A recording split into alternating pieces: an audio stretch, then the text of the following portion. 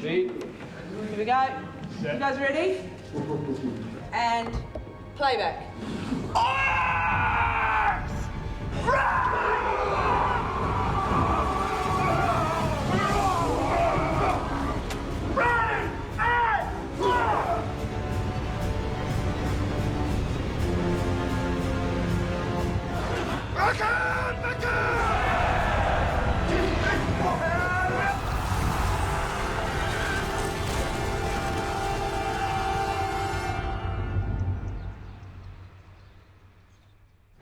Good morning.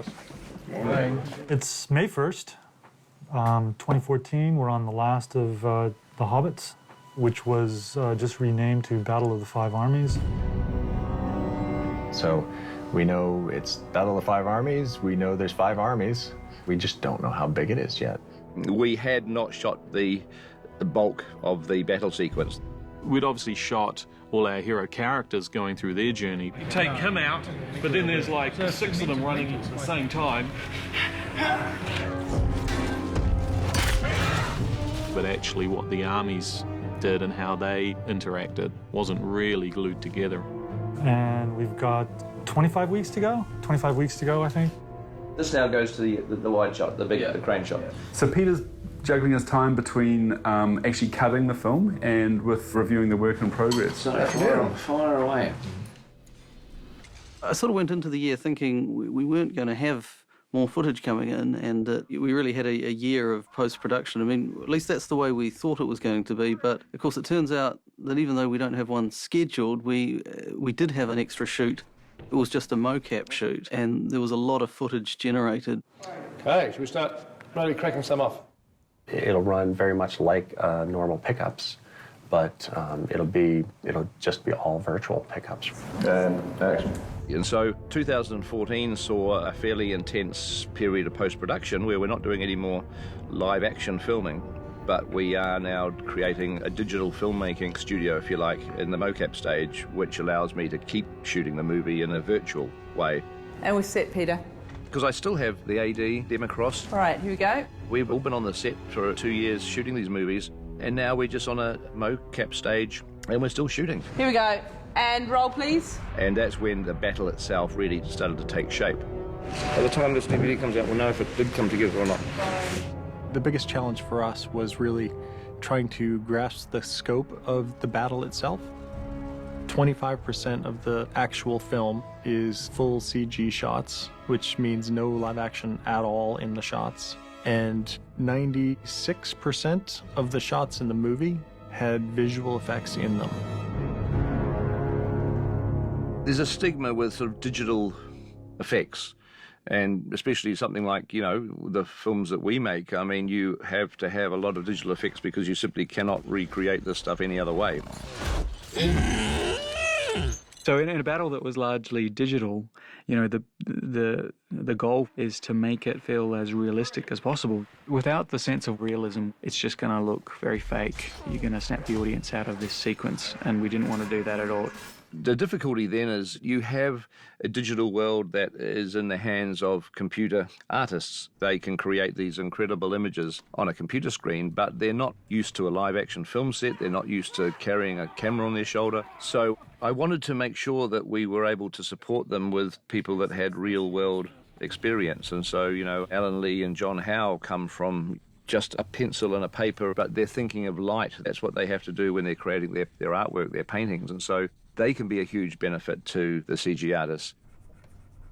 We are painting out green screens and painting in backgrounds, as well as doing general concept work for many sequences. So it's quite a mix. So preparing the whole environment, essentially, for that battle and for those actions has been the biggest part of the job so far. And, you know, art director like Simon Bright, we put him into the digital world as well. You're trying to apply your trade in the digital world of what you do, what you know best in the physical world. You know, I knew what we did on the day as far as shooting it and what sets were built. I think they really wanted, you know, art directors from the physical shoot to bring that continuity of what we built into the digital side. Peter wanted a critical art director's eye on every visual effect frame that was coming through. You know, even though we're creating a lot of these films digitally, the way we like to work is to go back to the real world and use that as a touchstone as much as possible. Creating the battlefield was originally just to use some locations where we could stage parts of it, but it became apparent that we had too vast of a battlefield to find any one location. You know, a place that doesn't exist. There's nowhere in the world you can go to visit this location. However, there were lots of places, especially in the South Island, that had the characteristics of what we wanted the battlefield to be, Rock and Pillar being a good example. What we had done on the aerial unit was go and shoot a lot of plates. We shot a lot of plates for the battle. Yep, let's do it. We scanned these areas extensively, both for the terrain and the vegetation. You know, we draw from the aerial photography, or we go out and shoot it ourselves at a lunch break and come back and process that. It's quite cool, actually, because it's all the pieces of New Zealand kind of chopped together into a shape that we want. We just repurposed them and put them together again and gradually built the landscape out of different parts of New Zealand, just not in a way that you'd find anywhere if you went looking for them.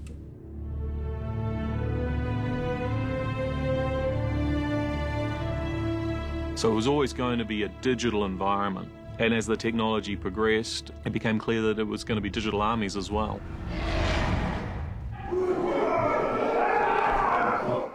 I wanted to have the movement of the armies to be based on real movement. And so Terry Notary, who was doing all of our movement coaching for the actors on set all the way through the live action shoot, he played a big part along with our stunt coordinator, Glenn Boswell, who had done all the stunt work during the live action set.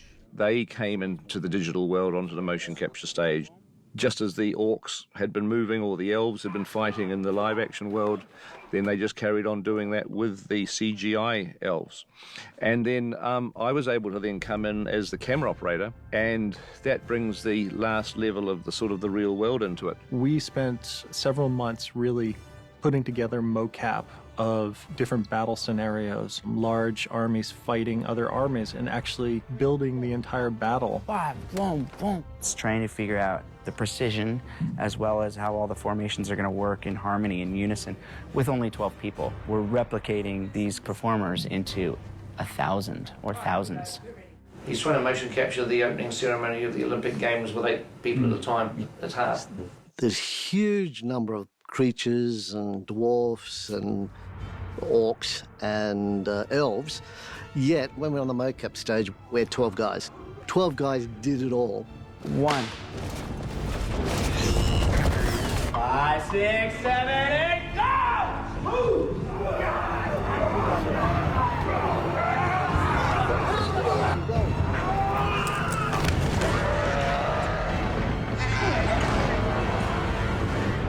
6, 7, 8. 1, 2, 3, 4.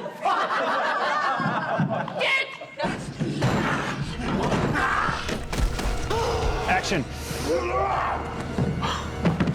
Okay. See? These guys are suffering for their art. No actors were actually harmed in this battle. There's this sort of tricky aspect to the whole thing, which is you risk when you have 25,000 troops fighting with each other, you risk having the audience not be able to understand who's who. Terry and Glenn designed fundamentally different rhythms to the motion for each race. So the movement and the sort of the choreography, if you like, of how these armies move is another weapon that you have at your disposal, if you excuse the pun. The dwarves had a very sort of like mechanical rhythm in whatever they did. And the dwarves are on a steady 4 count. They feel like almost like a factory traveling across the lands. 1, 2, 3, 4, 5, 6, 7, 8. 1, 2, 3, 4. It's kind of like taking a dump, you know, like the dwarves are just, they just go out and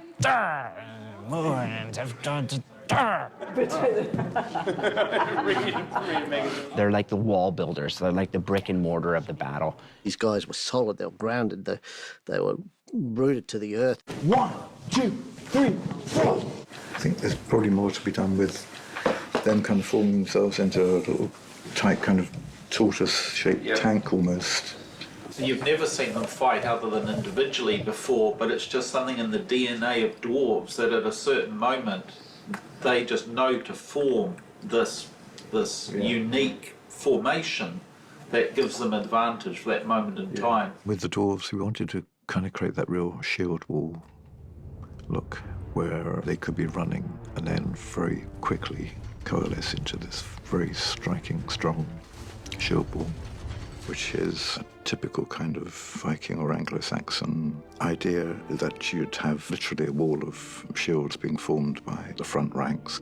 Possibly the Macedonian phalanx is the best known of these formations for actually stacking up half a dozen ranks with long spears. And looking into historical method of you're surrounded by your strength, and as long as one person stays strong, as long as everyone's strong, then you'll triumph. And with the dwarves, that's how they work. They work as a team, they work as a unit. The thing with dwarves is that they can be very tactical, but things aren't pristine. They're not perfect rank and file like you might see with the elves. So it was important to get variance along the line. So you had these groups of 6 to 10 that would form the shield wall, and that would have nuanced differences between each performer doing it. And then we furthered that in animation. So for example, the way that the pikes stick through the shield wall, there are angle differences and just natural things that would happen in reality.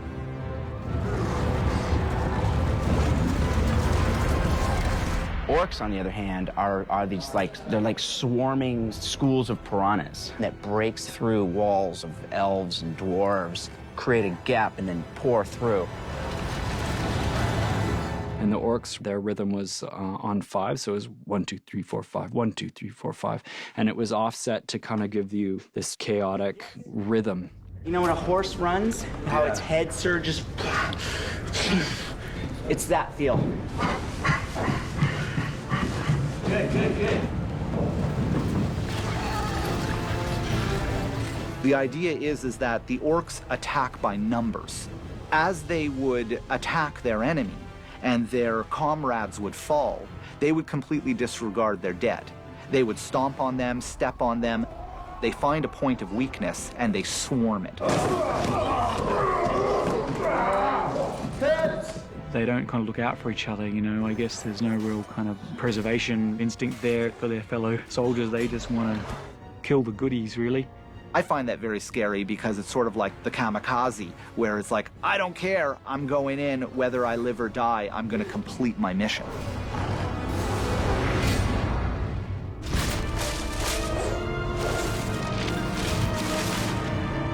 With respect to the elves that come to the Battle of the Five Armies, you know, there's been a long history in Tolkien's writing of the elves being the dominant military fighting force within the world of Middle-earth.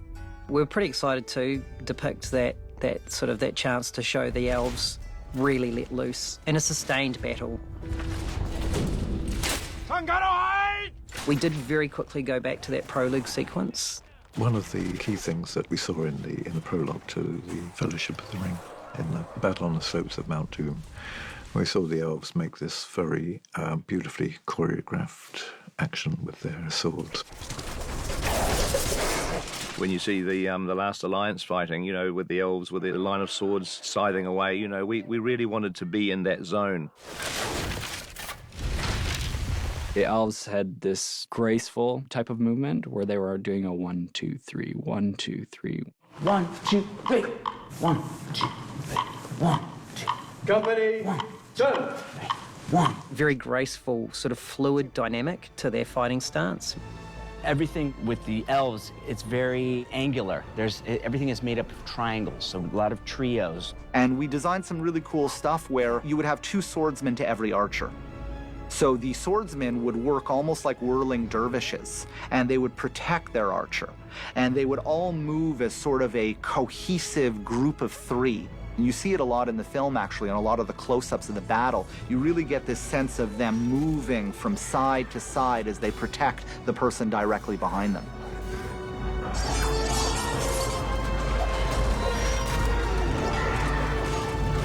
The elves' fighting style is almost the equivalent of some form of choreography or dance. Yeah. They are very swift and very lethal to move through a battlefield like dancers through a crowd.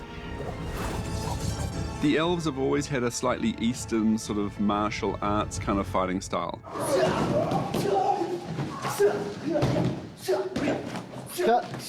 Karate elf. There's a particular way that the elves fight. They fight kind of like samurai, mixed between samurai warriors and Greek warriors. Needed to be a unique fighting style that had some of the qualities of Eastern martial arts in terms of the fluidity of it, but wasn't recognisable.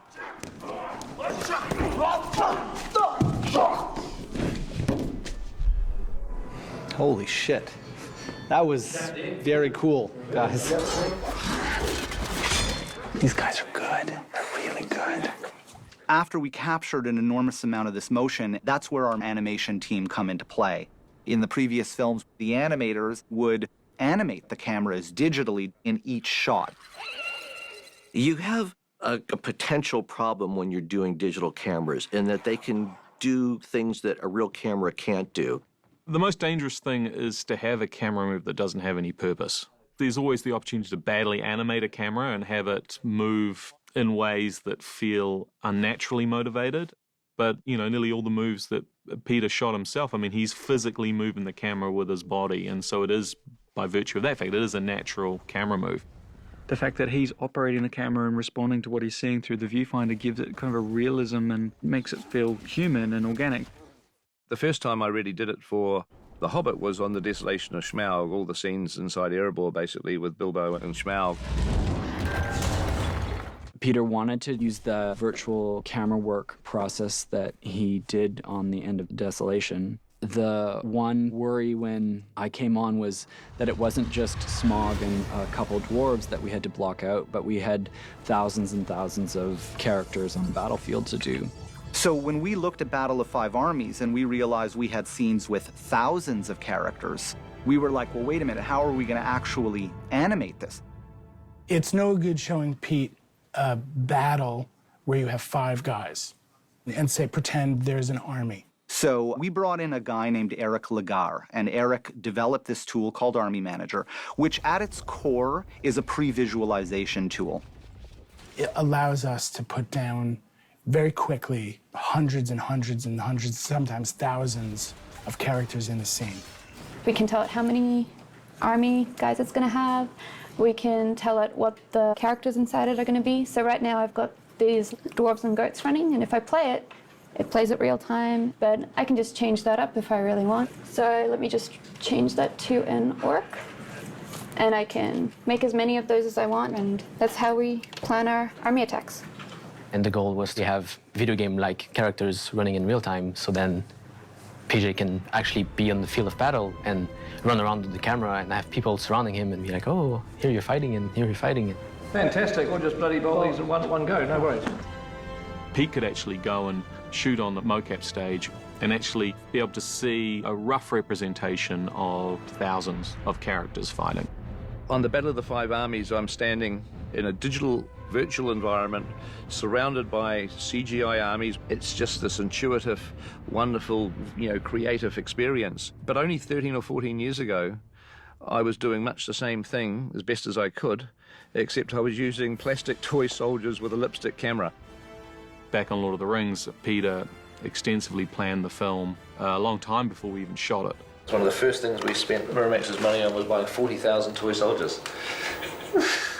That's because my thought was, well, we can plan our battles by laying all these things out into formations and, trying to plot all of our battle stuff. So with Helm's Deep, we had a miniature built, and so he was defining all the moves and what the choreographies could be. Well, we're probably looking at something like this. I'll press record. And the arrows are coming from here, so it's almost like arrows are going release, flying, thud, thud, thud, into the erection. At the time, it seemed like, this is really cool. I've got this little camera and I can get these little toy soldiers and look, I can get shots, and I was excited. But when I look back on it now, it's like I'm looking at a Model T Ford or something. It's like it literally is the Dark Ages, and it was only a few years ago. Now it's done with a virtual camera, with Peter on a stage, looking at the whole battlefield with him in the middle of it and flying to every location he wants for the battle, where we really see the fighting that's happening. And it still has a realism to it because it has that human element controlling it.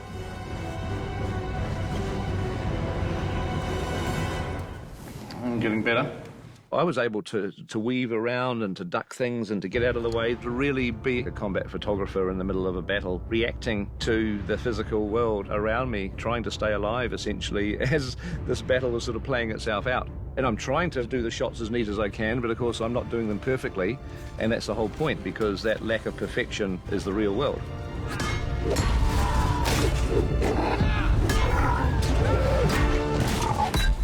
What that means is Peter was no longer sketching out the movie, he was shooting it as if it were live action.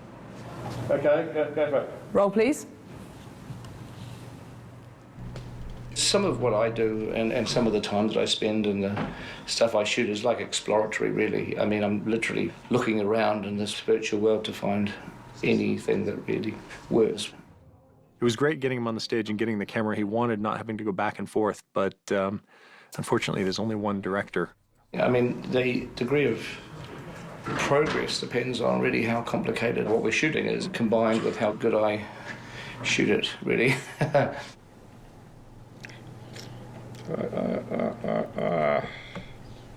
Okay, cut it. Towards the end of the film, I mean, he was shooting the whole movie himself. It was like he was making a home movie again, but at this ridiculously large scale. I think it takes him back to his roots as a low-budget filmmaker who had to do everything himself. I think he really enjoys grabbing the camera and shooting.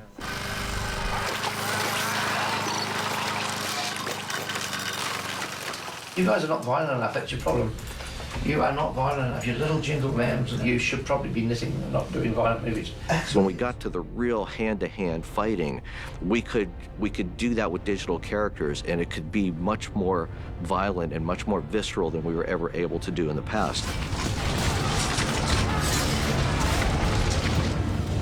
We were constantly working on increasing the level of violence and desperation in the fighting. Peter really wanted it to feel like a bloody war.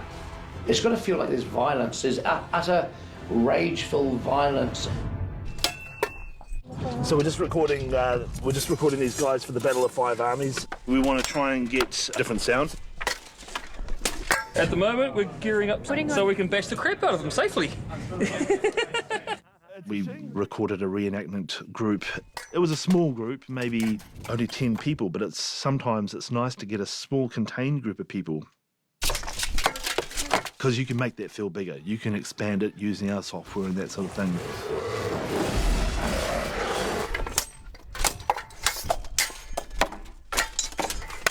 We got lots and lots of stuff. They were great building blocks. There's something about getting a group of people together in armour, with swords, running around with that weight on them, their breath. Get in a circle and actually, if all of you did it, and just sort of have a bit of a ruckus around. There's an authenticity to recording something like that. You get the real thing. Instantly, you've got something that feels like a battle. And finally, pizza! Yeah.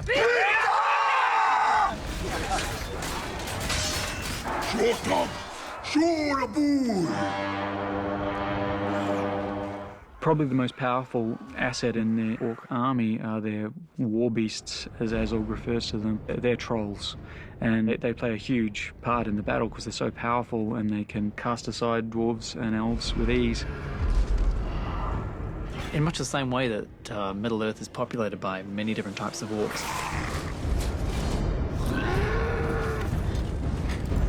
The same can be said of the trolls. We've seen in the course of the movies many, many different types of trolls. They have a rich history in Peter's films of Middle-earth. For the Battle of Five Armies, Peter wanted to populate the battle with new trolls. One of the possibilities that sprang to mind was the opportunity to investigate the Ologhai. Tolkien created this unique race of trolls, the Ologhai, that we ultimately saw in the final battle of the Return of the King. The Oligarch are the equivalent to trolls of what the Urkai are to orcs. I don't take orders from orc maggots. These are super trolls. These are bigger, much more dangerous trolls.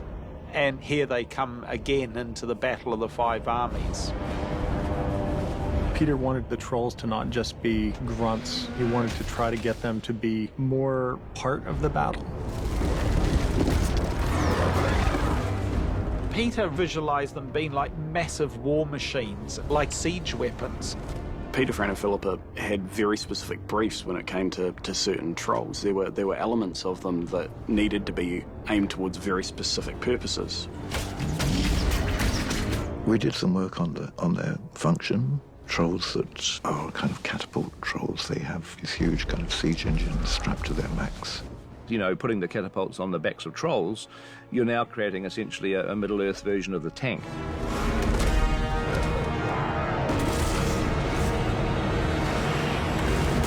One of my favourite trolls in the whole show is the guy that just literally goes and runs into the wall with his big head. So this is an idea for a character that Peter's asked for specifically. We call him the battering troll. As you can see, he's got a large amount of iron and stone strapped to him. He's built and bred for one purpose, and that's to breach walls.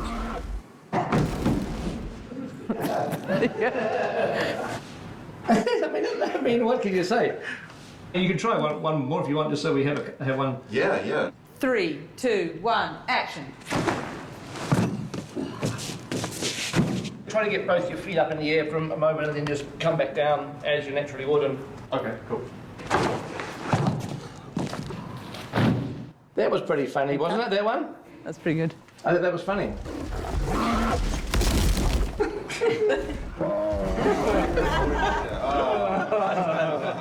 There's one troll in particular that Peter really liked the look of, which has been nicknamed Stumpy. Stumpy was one of the giant trolls, and I think Andrew Baker designed that one. And it was a pretty interesting design, and when we first saw it, it's like, really? That doesn't really look like something from Middle-earth. I did a drawing when we were trying to be really different. I think I did it initially with a really big fish mouth and these sort of googly eyes, and I had him in a sort of white to blue color palette that had no arms, and it just had these sort of chains with a mace at the end of it. Just was quite different. And I think Pete quite liked how it stuck out in the battlefield, and so eventually we started thinking about this guy. Well, maybe he's got rings on his back, and the guys hang on and catch him for a ride. This poor big troll, and how he was just tortured. He's blind. I mean, the poor man's blind. But his eye sockets are sewn shut. But that's because he doesn't have any eyes. So there's no point in having eyelids. You're terrible. And his driver just tugs at his eye sockets to steer him around. He's one of those guys born to bad luck, really, isn't he?